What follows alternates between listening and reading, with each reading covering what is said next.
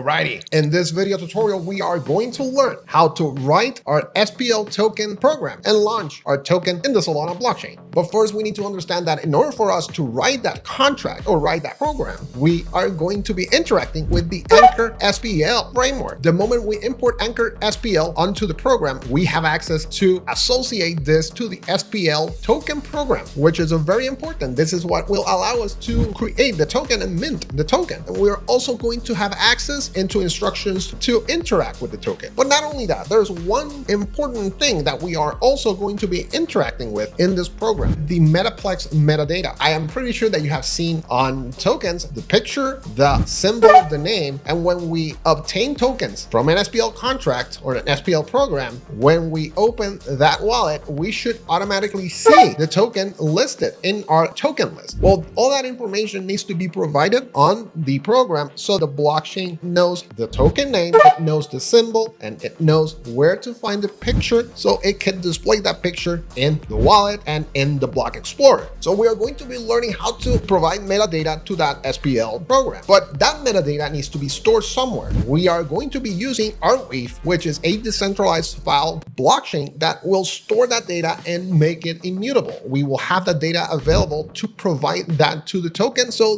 the contract or the program is going to know where to look for those details, the token name, the symbol, and the picture. And third and finally, we are going to be writing a test that will initialize the token program. It will mint some tokens and it will provide those tokens to the wallet, the owner of that contract or that program. So if I launch the token using my personal wallet, then that will be the owner of that program, right? So when we mint tokens, those tokens will be delivered into that particular wallet. And we know on the first video, we discussed that the tokens are not associated to the wallet directly. They're associated to the ATA, that is the combination between the system program and the wallet address or the public key. We are going to be writing a function in JavaScript that will allow me to transfer tokens from one wallet to another. So with this function, you should have the capability to do airdrops. Let's say we are going to be minting the entire supply of tokens when we launch the program, then those tokens will be sent to the owner of that program. Well, now I need to know what I'm going to do with those tokens. So with this simple code that we're going to write, it's going to send those tokens to a destination wallet of your choice. And with this video, we will end our journey in deploying our SPL token. Okay, let's go ahead. Let's make this happen.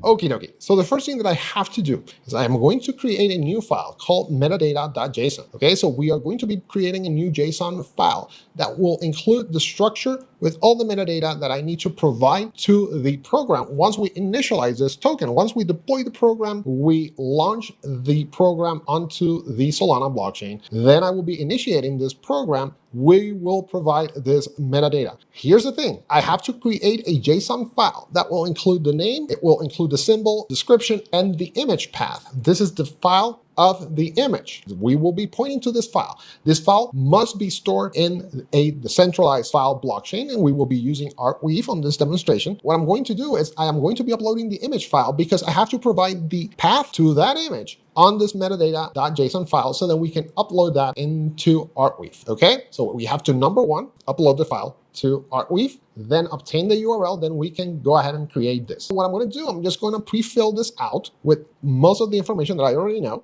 So the first thing I'm going to be providing is going to be the name, okay? And the name of this token is going to be the net2def SPL rewards token, okay? This will be the name of the token. The next thing that I'm going to be providing is going to be the symbol. And the symbol of this token is going to be the N to the R, okay? Awesome. Next, let me provide a description. So let me go ahead and do description, okay? Net2def SPL tutorial demo token. Finally, I have to provide the image, okay? Those are the properties inside this JSON file that will be compatible when we index this on the blockchain. We search for the metadata, the Phantom wallet, all the interaction in Web3 with the Solana blockchain. This will be a valid URI to obtain the information about that token. So then it can be shown on the block explorer. It could be shown on the wallet. We can see the picture and all that. So make sure that you are following this layout, okay? Now on the image, I have to provide the path to the image, which means that I have to upload the image to Arweave. We will obtain the path and I can provide this path right here. So let's go ahead and do that. So what I'm going to do here, this is a service that interacts with Arweave and allows me to upload. So I don't need to run my own local Arweave node. I can subscribe to a service that will pin those files into Arweave. Okay, in this case, we are using Accord. So I can upload all this information onto Accord and I will be obtaining the Arweave link. Create an account. And again, you can use any other service as long as you can just upload the files and obtain the URLs, you should be fine. So what I'm going to do, I'm going to create an account in Accord, for example. And once I create the account,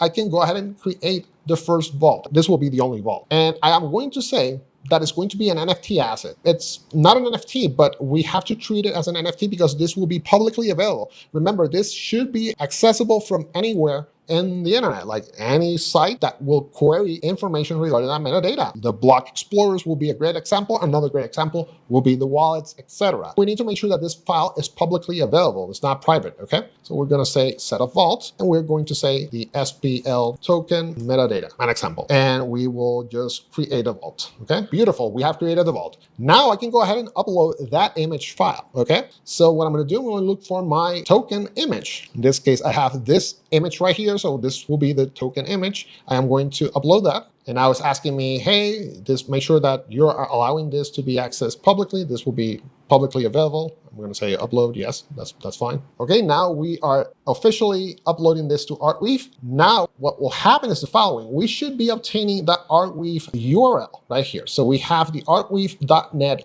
URL. This will be the path to that picture. Don't use this arcd.net because this is a private service. This will be a service that is pinning that file on your behalf. You want to use the public URL so that it's available anywhere. And let's say you close this account, you still have access to the file, right? Because it's not dependent upon the service. Okay, so we want to make sure that we use this. But also, you keep in mind that when we upload data into Arweave, we should have a delay of 5 to 15 minutes to get that data online and accessible. But we already have the URL. This is what we need. So we're going to copy this and we will go back to the metadata. Here we go. And now we can go ahead and paste here. Okay, awesome. So we have the picture uploaded. We have the metadata. Now I can go ahead and upload this metadata also to Arweave. Now that I have the file ready to go, I'm going to save it. And let's go ahead and upload this metadata file also to Arweave. Okay, and I am going to add an asset, upload a file, metadata. Here we go. And we will upload the metadata file and boom. Now we have both the picture and the details. This will be the token name, symbol, description, everything, okay? When we use this file, this metadata JSON that we just created, right, what will happen is the Solana blockchain is going to look for those details and it should be able to repopulate that on the block explorer, on wallet, etc., because this will be the standard that those applications will use to find this information, okay? So this will be the token URI. This is very important, okay? So we have everything and now the image is also decentralized. Beautiful, okay? Now this right here, if we go back into that path, now that we uploaded this metadata JSON, I can grab this. And this link is what we need to pass when we initialize the token. When we initialize that program, we will be passing the attributes using this metadata path. That's it, okay? Awesome. So let's copy this link we will be using at the end of this video to provide metadata to this token, okay? Let's copy it, and I'm just gonna save it. Make a new file here. I'm just going to paste that, and this will be my path to that file, okay? Very important. Inside this file, this metadata, then the blockchain or the application should be able to find the image because we provided that image path inside this metadata, all right? Awesome.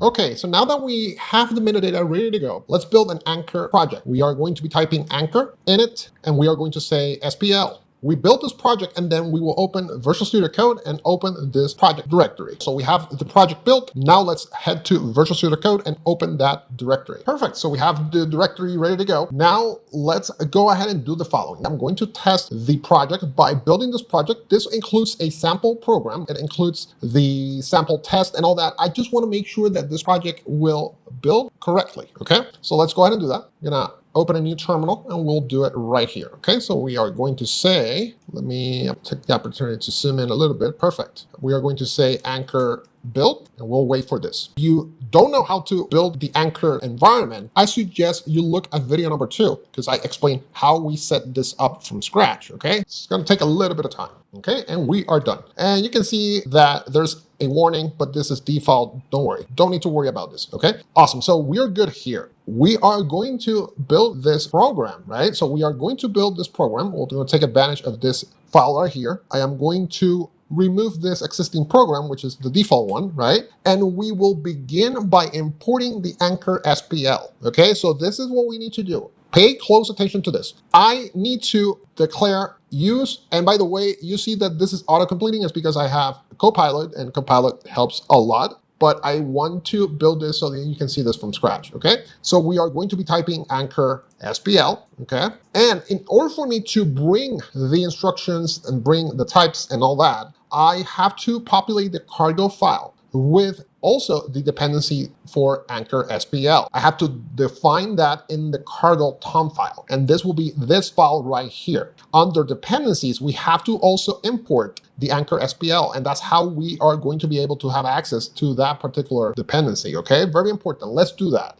So what I'm going to do, I'm going to head to the Cargo.toml file, and we are going to add a couple of lines here. I want to explain to you what they are. Okay, from the Anchor lang, we also have to define the instruction to initialize only if needed. Okay, so check this out. It's very straightforward. So what I'm going to do, and by the way, all the files that I'm writing here will be available in the Github Repo, and you should find the link to that GitHub in this video description. Okay, we are going to define version because now we are going to pass some arguments to this dependency. Okay, so it's going to be the version, and we are just going to keep that same version, which is going to be 030.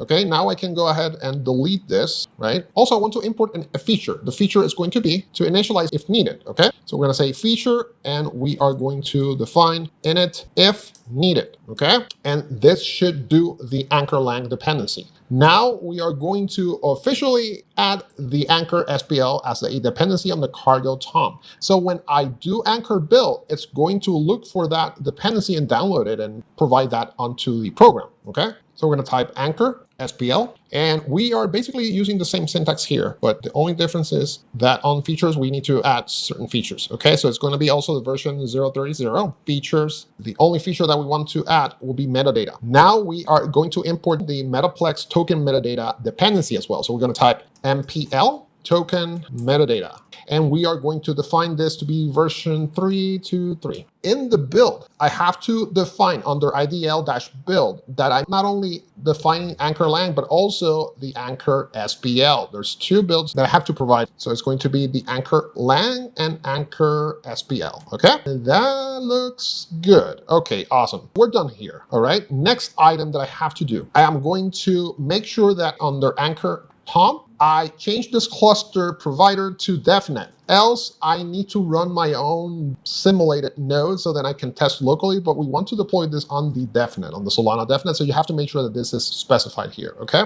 Awesome. Cool. Okay, so we are good here. Let's finally build the program. So what I'm going to do, I'm going to say use Anchor SPL, and let's start importing. We are going to be importing quite a few items. So I am going to open the bracket right here, and from the Anchor SPL, we want to interact with, number one is going to be the associated token, and you can see that it auto-completes. It's going to be the associated underscore token, and then associated tokens. This is the instruction that we want to work with. And now from metadata, we are going to be interacting with metadata under the SPL, Anchor SPL. We are going to create metadata accounts, but we want to make sure that we use the version 3, which is a recent version. And now we are going to also define MPL token metadata, okay? And from here, we're going to say types data v2, okay? How do I know this? The Metaplex developer docs, we should be able to find the information regarding this particular interface, okay? So I am going to just grab this. I'm going to do a quick Google search. Okay, so we can go over here. Let's see. hopefully we got the information here. I'm pretty sure that we have. So we're going to say data v2, and we are going to scroll. Here we go. So we have from the SDK, we are going to select data v2, and then from here, we have access to all arguments, all those arguments that I have to be passing on the program, okay? And you're going to see that, don't worry. So I need this in order for me to provide a metadata path on the program, okay? So let's go back, all right? We are going to provide create, and I believe it's going to be metadata. It's all together. Create metadata account, and this will be v3. And finally, we will do metadata as metaplex. Close here, and that's about it as far as the metadata dependency. So I am now going to add one more line, and this line is going to be token. We are defining token, and this is where we obtain the interfaces that we are going to be allowing this to interact in this smart contract in this program. It's going to be mint2, it's going to be mint, it's going to be mint2, and it's going to be token and token account. And you will see what this is all for. And yep, that's it. That's basically it. Okay, awesome. So let me go back. Okay, so let me explain. Associated token. From here, we need the associated token. We are going to be interacting with metadata, and from there, we are going to be importing into the program the metadata accounts v3, the MPL token metadata types data v2, and then create metadata accounts, metadata as metaplex. Okay, the token, obviously, mint2, mint2, token, token account. Those are all that I need to interact with when we build this SPL contract. Okay, now declare ID stays the same. All right, so now let me break it down. What will look like, what this smart contract is going to look like, or this program. I have a very straightforward explanation. We have two functions, right? So we are going to be defining two functions in this program. One is going to initiate the token. This is when we add the token metadata. We define decimals as far as the numeric measurement. This will be 9 decimals, for example. We're adding that, we're adding the name, we're adding the symbol, we're adding that particular information, and we will define the owner and all that. So in order for me to do all this and store this on the program, I have to define the function initiate token. And inside this function, we are going to be passing 2 arguments, which are structs. They're contexts that will nest additional instructions that I need to pass as arguments. So the first one is going to be initiate token. So we are going to be defining a struct called initiate token or init token. From there, we will be passing, let me see if I can zoom in a little bit better here. Okay, I think this is good. Let me show you. Okay, perfect. So from here, from the init token, we are going to be passing mint. This will be the token mint account, the payer, the rent. The rent, it's like the fee to hold accounts in this program. In order for me to initiate any account, I need to have a balance, and this will be measured in lamp ports. This is a measurement in Solana to measure fractions of a SOL token. Those will be lamp ports. The rent, it's me making sure that my data in the program remains active because I have tokens to maintain the state in the Solana blockchain to be active. And this is for me to initiate the account. I have to fund that account with some lamp ports, and this is basically a fractions of a SOL token. A lamp port is a measurement, and I have fractions of SOL token in the account that will enable the account and initiate the account in the blockchain, okay? There's a lot more to it, but that will be in a nutshell, okay? Then obviously the system program, this will be the main SPL system program. In order for me to initiate this token, I have to provide that value. And I have to also provide the token program and the token metadata program. All those attributes, we are importing them from the Anchor SPL, okay? The Anchor SPL is gonna give me everything there. And I have to wrap everything and package onto that struct called init token, okay? Once we pass that, we are also going to be passing the metadata because we are initiating this token. When we create this token in the Solana blockchain, the initiation must provide all those values. I have to provide those values in order for me to initiate the SPL. And also I have to provide the metadata to initiate the token. The metadata will have the name, the symbol, and you can see it right here. We're passing data v2, all the arguments inside data v2 that will include the metadata name, the symbol, metadata URI. The URI is the Arweave path to the JSON file that we uploaded previously, okay? So this will be the URI. This is what we'll be pointing to in order for the blockchain to index this particular program and the block explorers can find the metadata and all that. The URI is very important. It's like super important. Seller fee, let's say you want to add some tax on any instruction in the program to, like, let's say, sell tokens, transfer tokens, you can insert a percentage fee that will be paid to the developer of this contract, right? So the account of this contract will obtain developer fees or seller fees, okay? So anyone that does a sell or a transfer will have to pay this seller fee. Okay, and you can define this. In our case, we're just going to do 0 because we're not going to do trading or anything. We're just going to create the token. And then we also have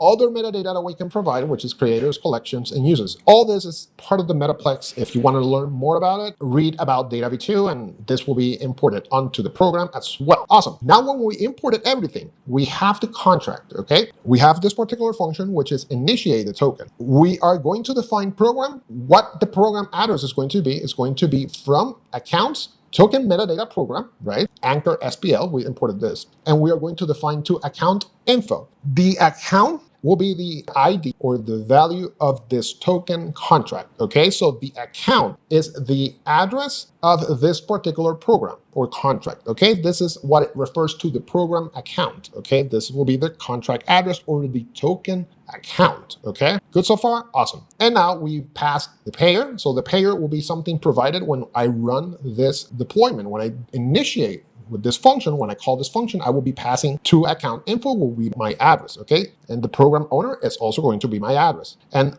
the mint account, so whoever can mint, it's my address. So to account info will be my owner wallet, the wallet that deployed the contract, okay? Mint authority, whoever deployed the contract will be the mint authority. And the system program will be the system program in the SPL contract. And rent will be the LAMP ports that I need to provide in order for me to initiate this token. Okay. And finally, the signer. So the signer is an argument that will be generated using a seed phrase. And you're going to see this once we write this on the smart contract. Okay. So the seed phrase is basically non-signed integer. It could be a signed integer that will be provided, or even string, to generate a seed phrase. Only with that seed phrase I can initiate on this particular function. I can send that seed phrase to initiate this. So when I make the call, and you're going to see this when we do the test, we have to provide that seed phrase or the seed value, so then we can run this. So then we can sign this particular transaction. Don't worry, I'm talking a lot here, but it's for me to give you like a brief breakdown of how the functions are configured. And now, once we package everything into this particular variable or context, same goes here, we pass those two values as arguments to this interface or this instruction. The create metadata accounts v3, which we imported from the Anchor SPL, we have to pass those values that we are generating, that we are packing when we call this initiate token function, and we will pass those arguments there. We're also going to be passing additional arguments, which is it's mutable, false, update authority, is signer, true. So we are saying into this metadata accounts that any time that we initiate an ATA, this is where we initiate the ATA per wallet, we are going to be basically creating those token accounts. This is literally where we create that ATA, all right? So let's go ahead and build this initiate token function, and we can go from there, all right? So let's do that. All right. So now I got to build a contract. I am going to copy and paste the syntax, and we will go through it very quick so it's more efficient, okay? All right. So now we have officially initiate this token program, and it's going to be called net2def_token. This will be the module or the initiation of this program. And this is a Rust argument for super, okay? It allows me to improve when we initiate or we interact with the functions. If I want to explain this in detail, I have to have another video to work with just this particular session. But it's like to remove from being ambiguous. I'm trying to find words to explain this, but it's very, very specific to the Rust language, okay? And now we officially initiate, okay? So let's do that. Let's do pub function. As a matter of fact, I'm gonna copy and paste. And everything that you saw in the whiteboard session, it's basically here, okay? So I'm gonna say pub fun initiate token. Let's talk about it, okay? So I'm gonna remove this. Perfect. So you see that the two arguments that we're passing, the context init token and the context for metadata, we have to pass those arguments, okay? So we have to initiate token params, which is another struct, and the context that we are going to be declaring. So before we continue on here, I am going to be passing those arguments. So let's build those structs now, okay? Let's do that. I am going to add this below here. We have to still keep this. This is to initialize our accounts. I am not going to make modifications to that. Okay. Now we have init token params, and you can see here, this is the information that we are expecting metaplex. We have to provide this so then we can initiate the metadata in this particular token SPL contract, okay? Init token parameters, we pass the name, we pass string, symbol, and all that. Those are the properties inside the struct that we have to populate with data once we initiate the token, okay? And we basically derive, and we are going to be using Anchor to serialize, Anchor to serialize, debug, and clone. Those are all macros that I can use, or types that I can use to interact with this particular data in the contract. If I can clone, if I want to clone, that means that I will be accessing data from this particular struct, and I have to clone it so that I can reuse it in another function or another instruction on the same function. And now the init token struct, which is a context, okay? So let me break this down for you. So this particular context is deriving accounts because it's going to be interacting with every account that we call this contract. In order for me to build an ATA and associate this ATA to a wallet, a new wallet, let's say a new wallet is going to hold tokens, we need to initiate this wallet, which means that I have to build an ATA, which means that I have to initiate that account, right? So we are going to be passing init token. When we make the call, we pass those arguments, we make that call, we interact with the wallet into the contract. Well, you're going to see this because we have to write the test, okay? So basically, we are saying account is mutable, meaning that I can make changes to that particular entry, or in this case, to the particular account. And we are passing the array. It's an array of values that I'm going to be passing along this particular struct. So every account that I make calls here will be stored individually into its own little state in a token. I'm going to say on its own state, struct state. Now we are passing, this is very important. This is where we define the seed. Seed, like I mentioned, is a value that we have to make sure that the value that we code in the smart contract or in the program. I keep saying program and smart contract because I come from EVMs. And this type of application is called a contract, but in Solana it's a program. So bear with me, okay? Bump, this is related to the Anchor SPL program. I'm not sure. I have to research a bit. I cannot give you an answer because I'm really not sure what bump does. I should be reading more. And then payer, we're passing payer argument because payer is the state of the wallet. So every time we interact, that will be basically the wallet. Then we will pass the mint and the decimal. So I have to make sure that I pass under mint decimal. So we define the decimals for this token. We are going to be using 9, okay? And the authority, which is the mint authority, this will be the address of the mint authority, okay? This will be stored here. Now we define the account itself. We are going to be passing an account. This is where we enable that program. We officially enable the program, the token program, and we define those values as system program. This is all provided by the Anchor SPL create. Token program, token metadata, etc. Now it's deriving, right, from instruction init token params, which means that from the init token params, I will be interacting with this information and I will be passing some values into init token, okay? Awesome. So I have init token, right? And now we are passing init token params, which is the second struct that we have right here, all right? Awesome. Don't worry, we're gonna get to the fun part. I know this is not that interesting or exciting, but we have to talk about the theory, okay? All right, so now that I have those two values, I initiate this function to initiate the token. This will be called every time that we do an ATA or we interact with this contract initially, and also to initiate the smart contract or initiate the token program. We will be returning a result. Now we are going to be defining seeds. So seeds is going to be a combination of mint as bytes. So we are converting this string as bytes. We will store this in this particular VEC or array. And then we are also going to be defining the context, bumps, mint. How do we obtain bumps mint? From bumps mint from the context. Basically, we have imported that context that we defined down below the contract. So I'm going to show you right here. And you can see here, bump mint. Okay, so we are grabbing mint bump from this particular context. Okay, and we are importing this context into the function. That's how we gain access onto this particular value. Okay, signer, we are storing seeds inside signer as another array. Okay, so signer will be that seed phrase that will be the combination of this particular seed phrase and this particular value that is stored from the context. Okay, this then will be packed onto this particular variable called token underscore data, which invokes data v2 from Metaplex. So from there, we have the name, we have the symbol, URI, seller, creators, and you can see here that I'm not specifying any collection, any creators, any uses, nothing. It's even no text, okay? All we are going to be providing is going to be the name, the symbol, and the URI. If you want to make changes, if your token requires text, then you are going to be modifying this etc. And now we effectively build that metadata context. Okay, so we pass the CPI context. So from the context, we pass new with signer. This will be part of the instruction inside the CPI context for metadata. And we pass those values just like showed you on the diagram, on the visual representation right here. Okay, we are packing everything so then we can call metadata accounts v3 and pass those as arguments. Okay, and then we can initiate or initialize this token program. Okay, beautiful. Now we effectively pass the signer, right? Because we're passing signer as the second argument inside metadata, and then we pass those two values that we just declare right here and initiate this particular instruction, create metadata accounts v3. This is imported from Anchor. We can see it right here. And yeah, we pass metadata token data false, true. If you take a look at metadata accounts v3, you are going to see here what is mutable, false. That means that the third argument here, it's mutable. We define this to be false. And update authority signer equals true. So this by default will be true. Once we pass that, then we want to send a message, hey, token mint created successfully, okay? So this is where we officially initiate this program, and we pass okay as a result, which means that everything got executed correctly. Now let's do the second and final function, mint tokens, okay? So let's do that. With mint tokens, way easier. You can see it right here. All we are going to create is one context to mint the tokens, okay? And we're going to define the quantity. So those are my two arguments when we call mint tokens. When we call this function to mint tokens, we are passing two arguments. What arguments are we passing?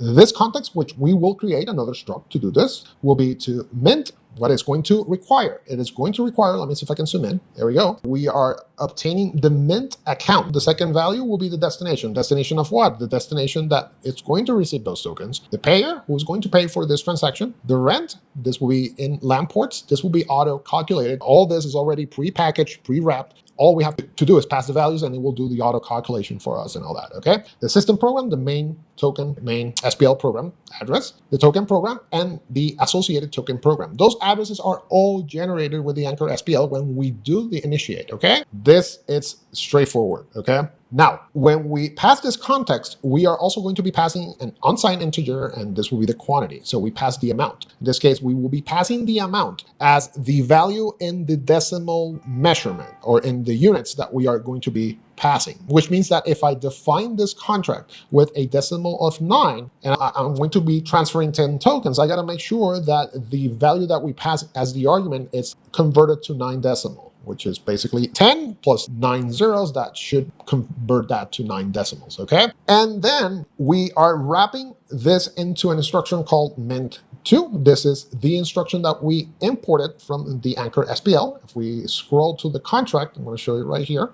and we are going to be minting to, right? So we are minting to. This will be part of the token inside the Anchor SPL. This is the token instruction. Then from there, we can access mint2 and so forth, okay? And when we interact with mint2, what is expecting? It is expecting, again, we're passing the context, new with signer. Once again, I am passing the signer as an argument because I have to make sure that I record who's the signer, who is going to make the call. The signer is whoever's making the call. In this case, if the owner of the program is the one that is calling this mint because it's only able to mint tokens, we don't want to allow anyone to mint tokens but the owner of the contract, then that will be the signer, basically. And now we pass those arguments. As you saw with the initiate token, it's going to be very similar, okay? Authority to and mint. Those are the arguments inside the accounts that I have to pass, okay? Under mint2, when we work with accounts, I will be passing this particular object with some properties. The properties are going to be authority to and mint, and this will be the values, okay? The mint is going to be the mint amount defined to the sender, in this case, the signer of the particular function, okay?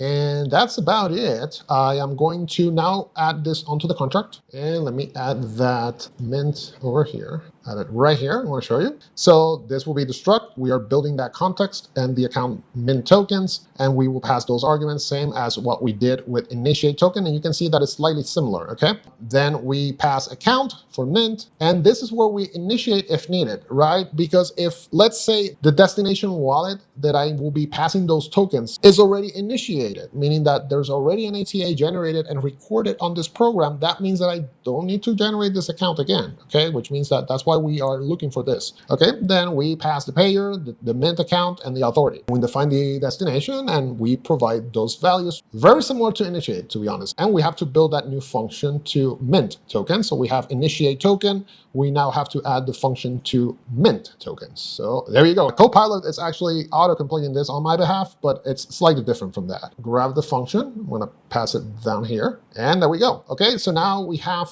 the mint tokens, and then we have the amount. We have a return of result, which is basically returning OK. And then we wrap what we saw in the visual diagram that I showed you, basically wrapping this into min2. And then we pass this min2 here as the object argument into this function. That's it. That's all we have to do. In a summary, initiate the token, provide the metadata, and then the other function to mint the tokens. Very straightforward. Obviously, there's a lot of things involved in this contract, but to be honest, it's very straightforward as far as the calls, because the heavy lifting is being done with Anchor SPL. Anchor SPL is giving you everything pre-wrapped. All you have to do is pass the arguments and provide the details, right, that we are going to be defining when we initiate the contract and so forth. So now I have to close. Obviously, I have to close the program, so I'm going to end it here. So where's my last function? Here we go. I'm going to say, boom, beautiful. So now we have the program defined as net2dev_token. And yeah, we can go ahead and save this. And now let's go ahead and build, deploy, and we will have the contract or the program deploy in the DevNet. Once we finish deploying, we will go ahead and proceed with testing. Let's do it.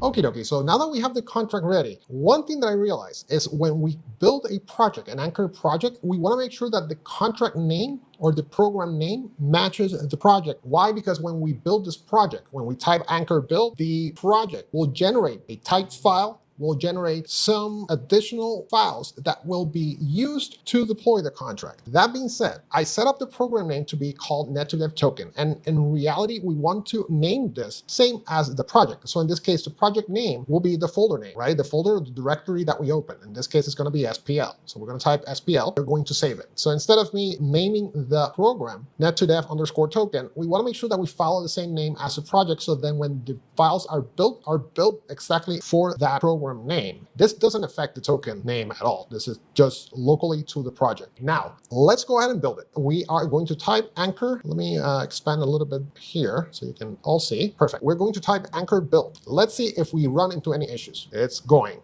And we have an issue. Let's see what that is. Bumps, it's not implemented for min tokens. Create root metadata. Oh, this has to do with the cargo.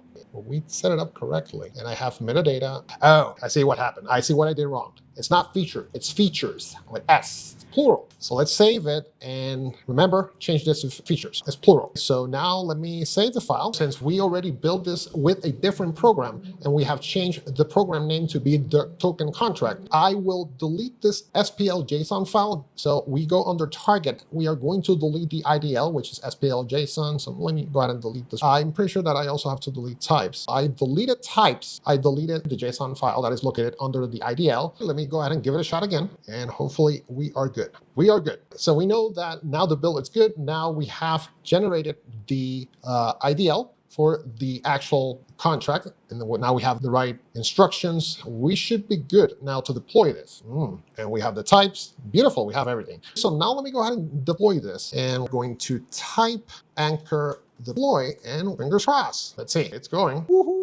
We have deployed the program in the Solana DevNet. Awesome. Let's build a test that will initialize this program, and we should provide that metadata path, the path to the JSON file that we uploaded to Arweave at the beginning of this video. So with that said, I got to do the following. Let's work on the test. So right now, the test that we have is the one that was built default when we initialized the project. We are not going to be using this, absolutely not, because this is not what we want. But we are going to take advantage of some stuff that is already done for us, okay? So in this case, in order for me to build a test, I have to import some dependencies. One of the dependencies to perform unit test is to implement curl XYZ. This is part of the Anchor framework. I am going to also import Solana Web3 because we are going to make calls into that program. I have to install the Solana Web3 SDK. I'm going to say npm I Solana Web3 JS. Enter and wait for that. Beautiful. So now I can effectively import that. So I am going to type import wildcard as Web3. So we're going to import everything from Solana Web3 JS. don't really need a program. I am also going to be working with decimals, and I have to do some math in order for me to calculate the actual value when I transfer tokens, which means that I have to work with another library. In this case, it's going to be with big numbers. So I am going to install that. I'm going to say npm i bn. That's it. Cool. And now I'm going to say import. We're going to define this to be bn. And as a matter of fact, I do have that from the Coral XYC as well. I can do that as well. I'm just going to use the one that I installed, but you can use any other flavor. So I got that. I am also going to be doing assert. For testing, I can assert a condition, else throw me an exception saying, failed because XYZ. And that's about it. I don't need this, by the way. This doesn't need to be a module. That's it. Add this on the top. Beautiful. So now we are starting the test. So let me start by describing. We're just going to keep describe, and this we can say SPL program test. We can describe this test to be SPL program test. And now let's start. I will be invoking the SPL workspace. In this case, the workspace will be the name of the program. So we are going to type Anchor program. This is how we point to the program in this Anchor project, and Anchor.program. And now I can define the SPL. That's it. So this is how we invoke that from program. So we're going to be using this anchored from the Coral XYC testing suite. So I am going to be declaring program, and now we can call that program, that interface, and I can interact with the program itself, aka the contract. Now we need to pass a seed for the metadata. So we are going to be defining metadata, and we are going to say metadata underscore seed, or this will be a string that will be then converted onto a seed that is used to make, update, or change the metadata in the contract. This contract is upgradable, meaning that I can make changes. There's certain things that are mutable, but in order for me to interact and make changes, I need to pass that seed, the correct seed, so then I can make the appropriate change. In this case, we are passing the seed for metadata because we're going to be interacting with that metadata. So I'm going to just say that it's going to be metadata. This will be the string value for that seed phrase. Again, follow the lead. Now we're going to say constant. And now, this is very important. We are going to be providing the value of the Metaplex token metadata program. This is the program that is associated to the Metaplex metadata. Make sure you provide the value. This is the value that we will provide by default. I'm going to copy and paste because I have everything built in. I think it's going to be easier for us to do that than just type stuff. So you can see here, token metadata program ID. Now what we do, we initialize a new constructor. We call Web3 that we imported from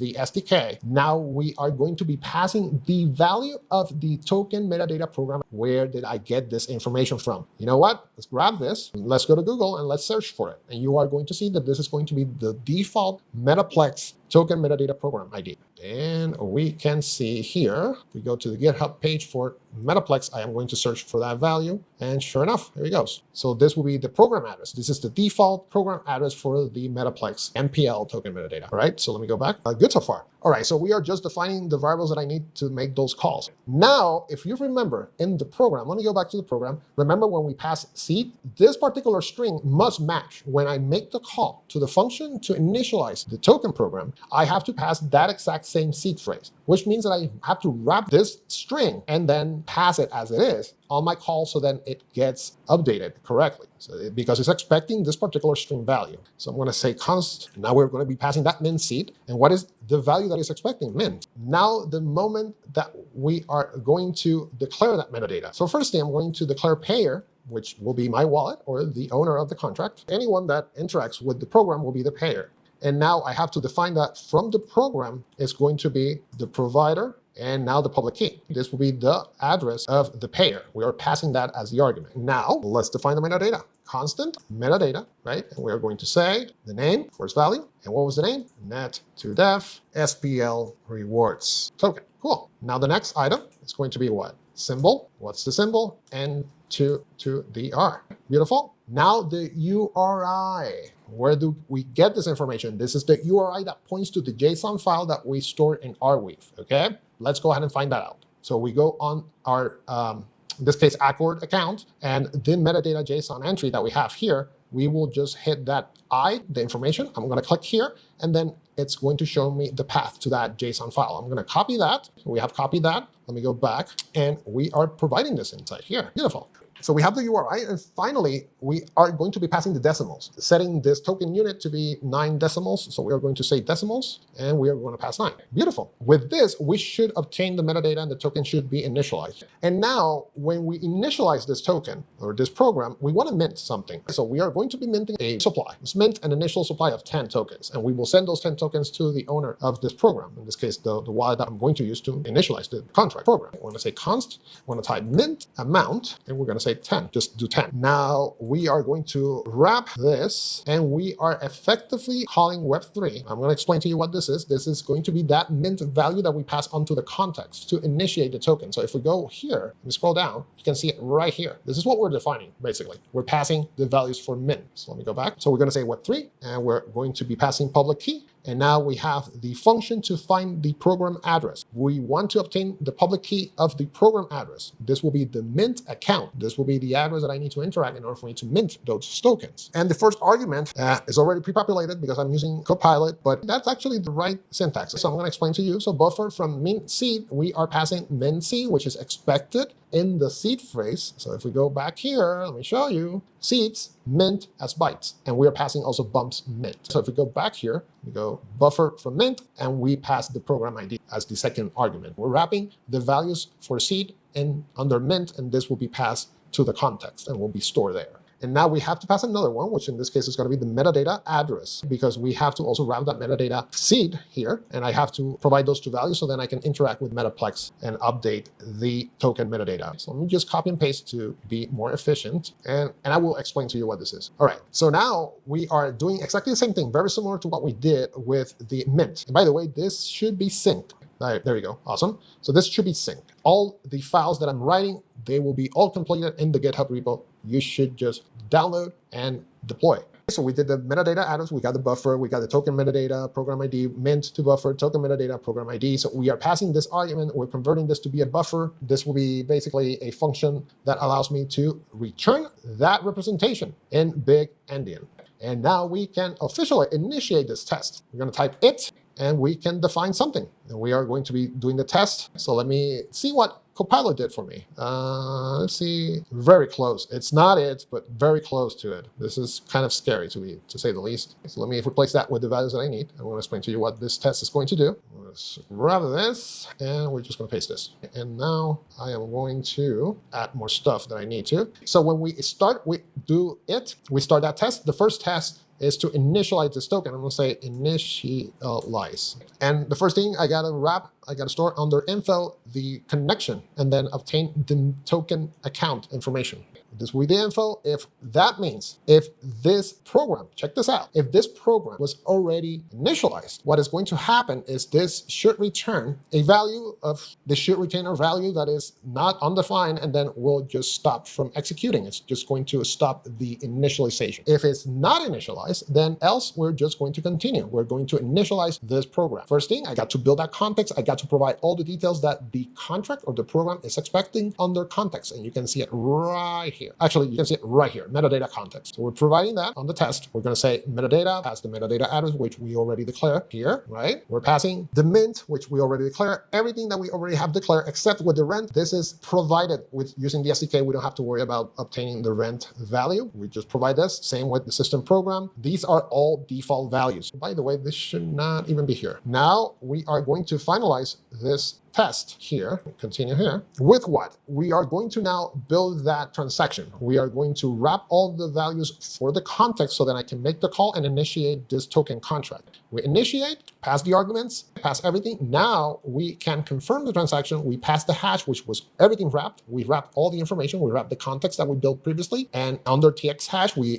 build that envelope for that transaction. And then we pass that as the execution here to confirm this transaction. Once the transaction gets confirmed, then we can obtain a link. This will be basically a link that sends me to the Explorer and allows me to see more information about the transaction. And now, basically at the end, the token program has been initialized and it's available in the blockchain. And we should already even have tokens available for us. That's the first test. We have written the first test to initialize the program. Now I gotta describe the second test. The second test is to mint tokens. So we are going to be minting some tokens. So let's take a look at this. And And the second test will be to mint the tokens. The thing that I'm going to be wrapping is going to be the destination, which will be the destination wallet that will receive those tokens. In this case, it's going to be the deployer, the owner of this program. So we pass mint. Mint will be the token contract or the token program ID, value of public key of this program, this SPL token, and then we'll pass the owner, in this case, the payer address, my wallet, the wallet I'm going to use to initiate this contract. This will be the owner. And now let's define initial balance. So this is how we obtain the initial balance in the token supply, right? So we are defining this variable, obtain the current balance. This is the function that will get me the token balance from the contract or from the program, right? So this right here, program, provider, connection,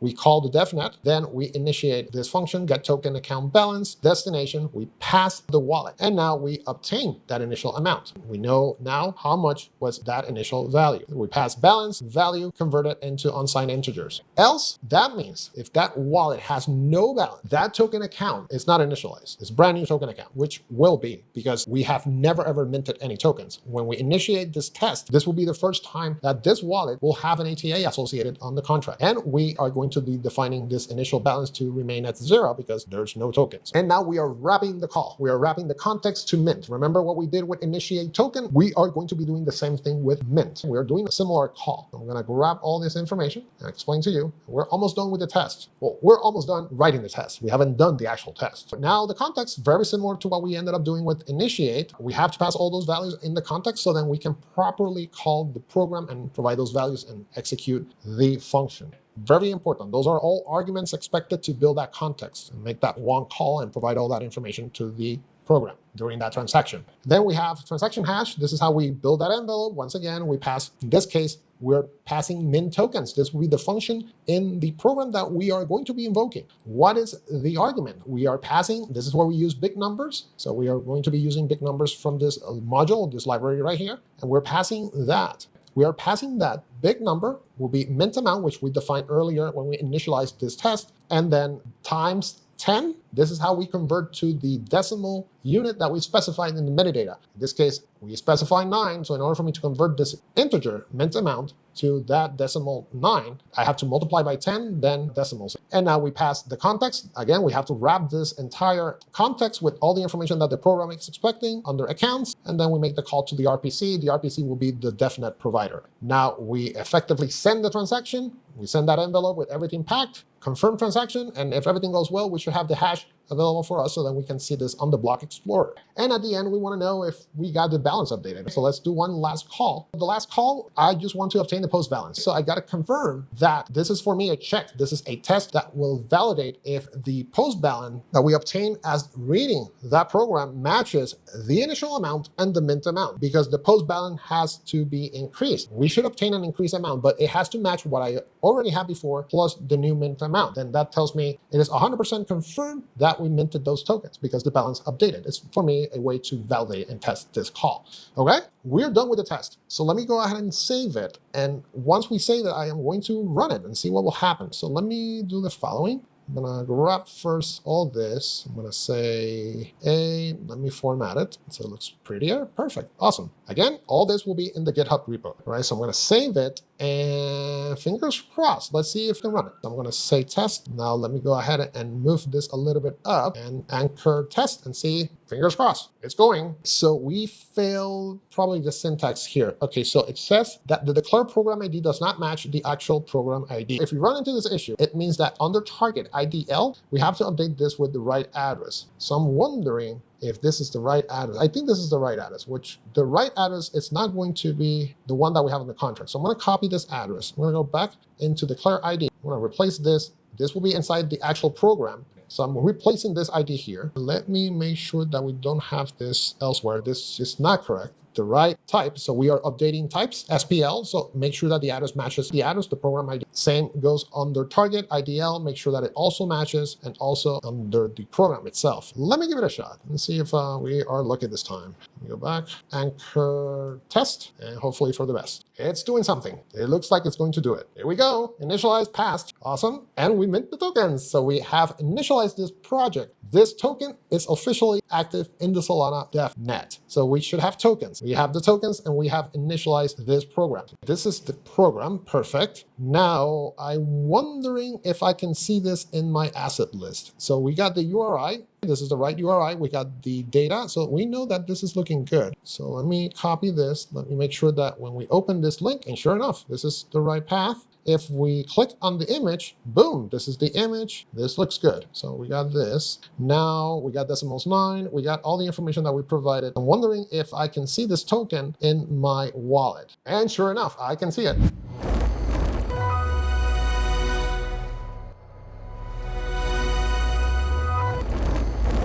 Okay, now we know that we obtain tokens. So now the final task that we are going to do is that we're building a function to transfer tokens from one wallet to another. In this case, from my wallet that I have right here, the owner of the program, we are going to be transferring to a new wallet, completely different wallet, which means that we have to build the ATA account and we can perform the transfer. We're going to do a JavaScript function that will allow me to do that. And then I can incorporate that function and run it through an inventory of wallets and do an airdrop. Now that we confirm that we have the tokens in our wallet, what I'm going to do, I'm going to build a JavaScript function to transfer tokens to a new wallet, which means that the function must create or must generate that ATA account for that new wallet, and then we proceed and transfer those tokens. Let's do it. Let me go ahead and create a file. This file is going to be called SPL transfer.js. Let me bring this down. Okay, I need to import Solana Web3 JS. So I have to work with the Solana Web3 JS SDK. And I'm also going to be importing the Solana SPL token SDK in order for me to interact with the program itself. Okay, so we're going to be making Web3 calls into that SPL program. Let me go ahead and add both. And let me scroll and I'm going to show you. By the way, I'm going to press enter here so then you can see what we are bringing in.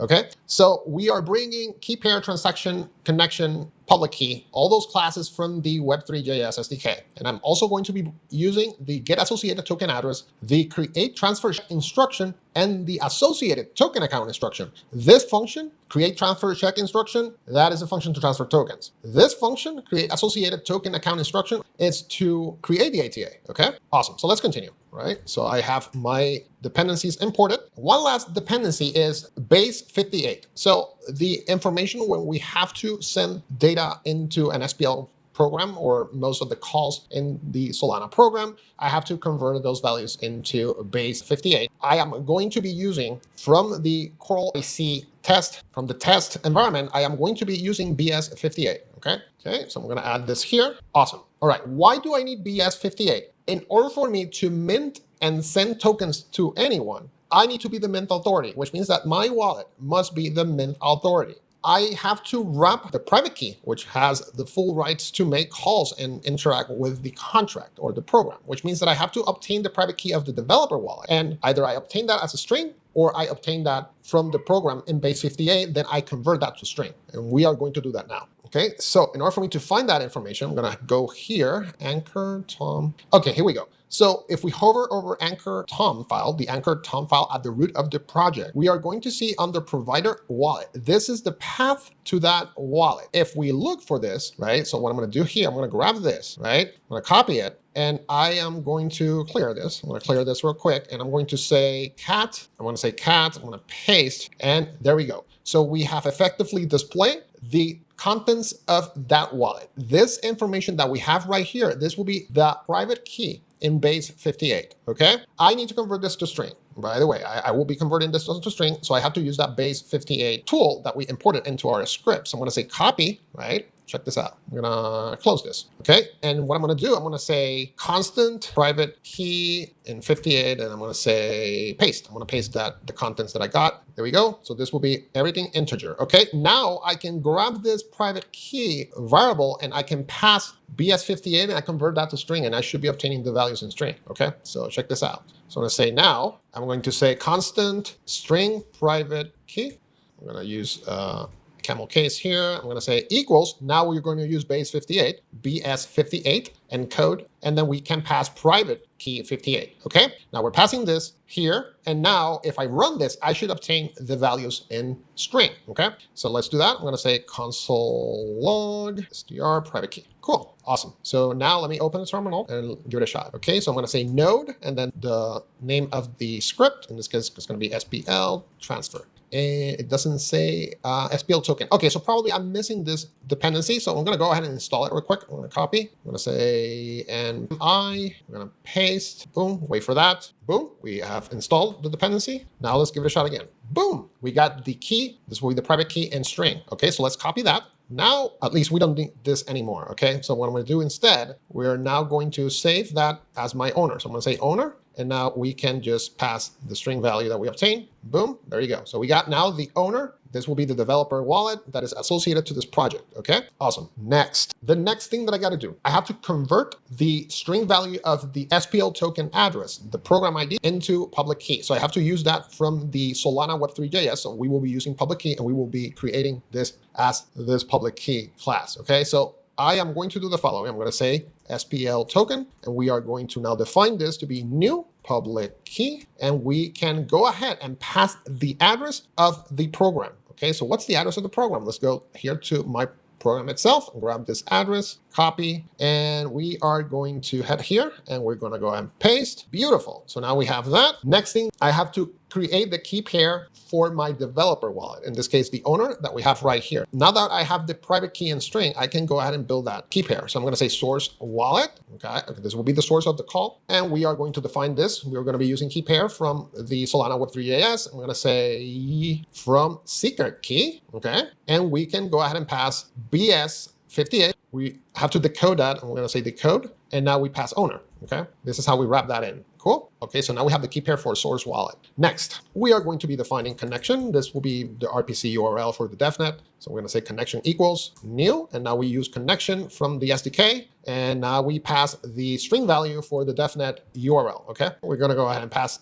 the API, the RPC URL to interact with DevNet under connection. So now we have this ready to go. And finally, we need the destination wallet. Okay, so in this case, we need destination wallet. So let's wrap that destination address. This is just going to be the public key. We don't need the private key. Okay, this is just the public key. So it's going to be dest wallet. And now we have to also initiate this as a public key. And then we have to pass the value of that destination wallet. So what I'm going to do, I'm going to generate a new wallet using the Phantom wallet. And then we'll use that address here. Okay, so I'm going to add a new wallet. I'm going to create a new account. And boom, we got that new account. This is a new account. I'm going to go ahead and copy this address. And we are going to pass that to the file, okay, here under destination wallet. Perfect. So this new account that I created has no tokens. This brand new account, there's no tokens associated. I can actually show you, right? So make sure that we have it. You can see here, I have no tokens in our program, okay? Now, we're going to say the amount of tokens that we are going to be passing. Let's test with, tokens. We're going to pass 2 tokens, okay? We're just going to pass 2 tokens. I have a total of 10 tokens that I minted. We're just going to pass 2. Okay, let's build that function to transfer, and I will run the function and show you that it's going to fail because it doesn't have an ATA, okay?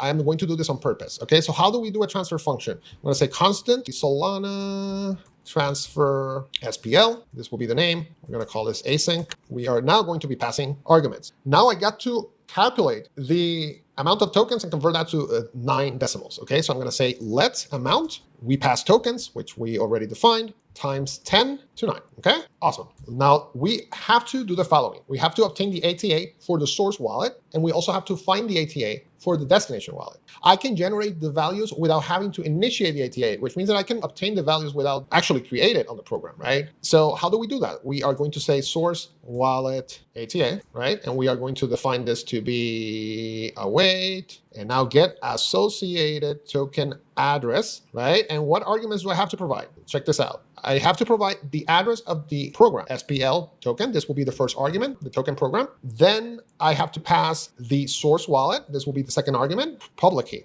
From the key pair, we have to obtain the public key source wallet, which we define from the key pair. Now we say .public key. We pass the public key. And finally, allow owner of curve, we are just going to define this to be false, okay? We're not going to define this to be true. And this value right here should give me the ATA address of this source wallet, okay? So if I do the following, right, I am going to console log, and let's see if it works. Source wallet ATA, okay? And I am going to run this Solana transfer SPL, and boom. And now I'm going to open my terminal and see what we get. So I'm going to say node SPL transfer, boom. Okay, so this will be the address of my source wallet, the dev wallet, okay? So now that I have this, I also have to calculate the destination wallet. Even though I don't have the token account address created, we can obtain the values even though that it's not created, okay? So now I'm gonna say, I just copied the same syntax because it's going to follow the same thing. The only thing that's going to be here, we're going to call this destination wallet ATA, right? And now we pass, instead of source wallet, we are just going to pass the destination wallet, which we have right here, okay? And boom.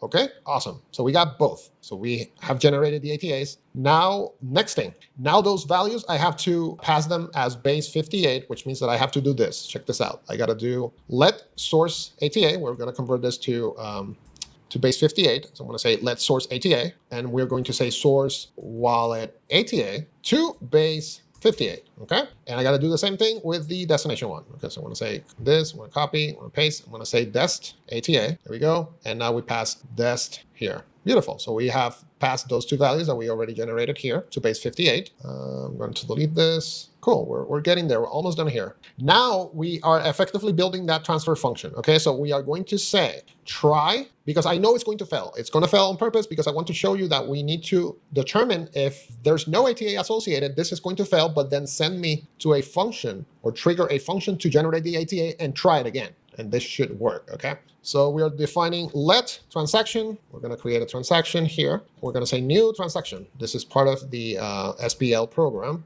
right here from the Web3.js, I should say. And now we're going to say transaction. Now that we have initialized that transaction, we're going to say transaction. We are going to say add, and this is where we build that transaction. First thing that I got to provide is the ATA as public key, okay? So I have to pass that in. So I'm going to say new public key, and we are going to say source ATA, right? And we can say, we can hover here and we can say, we can see the transaction instructions, but basically it's requiring me to send first who's the payer, what's the contract address, SPL token, this will be the contract address. Now I have to define the destination as well as a public key. And now we're passing destination ATA, which we generated, right? Now we're going to say, I have to pass the payer as public key string. So I'm going to say source wallet dot public key. Okay. I got to pass the amount, obviously, the amount of tokens already converted into 9 decimals. And finally, I'm going to pass the decimal value, which is 9. Okay. I build that transaction envelope. Now I got to send that transaction, right? So in order for me to send the transactions, I'm going to say let tx equals await. I'm going to say connection. And now we are going to say send transaction. Okay. And what we pass transaction. That's going to be the first argument. Boom. And we have to send the second argument will be the source wallet as the key pair, which we defined earlier. Right here, okay? This will be the wallet that I'm going to be using because it has a private key to pay for that transaction and execute the transaction, right? And then I'm going to say console log to validate. I'm going to say tokens transfer successfully, okay? I'm going to say receipt, and we passed what's going to return from TX will be the hash of the transaction, and we will obtain that transaction hash and display it on the log on the console, okay? Alrighty, and I'm going to say return, right? And then if this fails, which it will fail, then I want to do this. Cache, and we will write the logic. But first, I'm going to say just return. I want to run this and show you that it's going to fail, and then we will write the function to generate that ATA. All right? Awesome. Let's test it out, and I know that it's going to fail because this account is brand new. This wallet is brand new. It hasn't been initialized in the program. So, as a matter of fact, I'm going to do this. I'm going to say catch the error, and I want to console log that error, see what we get. Okay, so I'm going to go to terminal, and then new, and we are going to say node SPL transfer, and we have probably a syntax issue. So let me see where that is. It's saying on 3121. Let's see what that's about. Oh, oops. Okay, I see what's up. I need to provide the actual function to transfer. I did the transaction and I added the details, but I didn't wrap this in the actual function. Okay, so let me do it. So now I got to say create transfer checked instruction. Duh. Okay. All right. So now I'm going to open this and I can add all the information. And now we are waiting to close this. Cool. Now let's give it a shot again. Okay. So we are now adding under transaction. We initialize this transaction here, then add. Then now we can pass the transaction instruction that I got to do, which is create transfer check instruction. Okay. So now I'm going to save it and give it a shot again. It's going to fail. Of course, it's failed. Invalid account data for instruction. We expected this to happen. All right. So let's fix that. So what needs to happen is when we try this and it fails, we're going to catch the error. And here we can insert the call to generate that ATA and try it again. Okay, we can do that. So let's do that. What I'm going to do, I'm going to do right above here, that function to generate the ATA. So I'm going to say constant gen ATA, right? We're going to say async, and let's define that function, right? So let's begin. First thing I got to do, I got to obtain ATA of the source wallet that is going to generate that destination ATA that is going to trigger that call. Remember, this is not going to be the destination wallet. The destination wallet could be anyone, and we want to transfer tokens to that wallet. So they are not going to be the ones who are going to initiate this call. We are going to, which means that I have to also obtain the source ATA and then send the call, okay? Which means that I can grab this information to also generate that, okay? So in this case, I am going to say source. This will be the the destination ATA, I should say. Okay, so in this case, we're going to change this to be ATA. Okay, we want to find the value of that ATA, and then we are going to pass the SPL program. And instead of source wallet, we want to pass the destination wallet because we want to obtain the value for that ATA, and we are going to keep this in false. Okay, now I am going to build that transaction my way. Let's just take advantage of this. I'm going to say let transaction. We're going to grab all this, right? And we are just going to modify it to generate the ATA. Okay, so we're going to say new transaction. Now we got to change this. This is not going to be the transfer check instruction. This is going to be the generate the ATA. So it's going to be create associated token account instruction. This is how we generate that ATA. Now we pass what? We are going to be passing first value is going to be source wallet because this is going to be the payer for this transaction, which in this case is going to be me, dot public key, right? We are going to pass ATA, right? It's not going to be the token. It's going to be ATA. We then pass destination wallet as the public key right here. We got to pass that. It's going to be this. Okay. We pass destination wallet. And finally, we are going to pass SPL token because it's going to be associated to that program.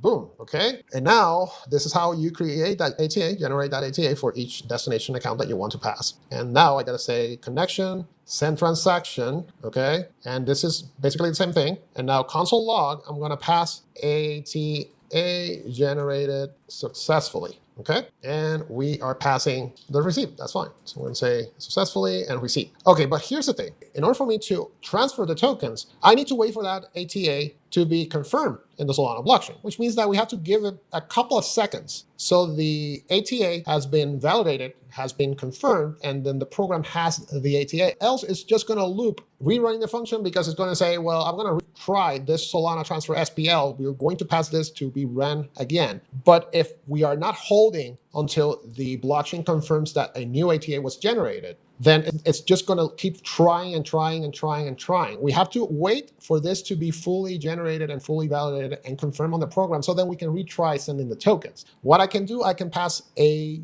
timer that holds 15 seconds. Let's say we stop for 15 seconds, then we try it again, okay? And that should finalize the function, okay? So let's do that. So now that we have this, right, we are going to say return true. And then we are going to cache that and hold the transaction from continuing, okay? Okay, so we got gen ATA, now we have to call it in the cache. So let's go ahead here and do it. We are going to say let generate ATA, and now we are going to wait for that gen ATA, right? And if this function completed successfully, right, we obtain that in the console, then return true. Now we want to wait, okay? If narrate ATA, then go ahead and stop. We try it again, okay? Which means that I am going to pass a timer. I got a timer here, right? So we're passing this timer. This timer is just 15 seconds. Then what do I need to do? I got to run this Solana transfer SPL once again, okay? So let's do that. Solana transfer SPL. And if everything goes well, return. Done, okay? Then now I can effectively remove this. I don't need this return, right? And that's it.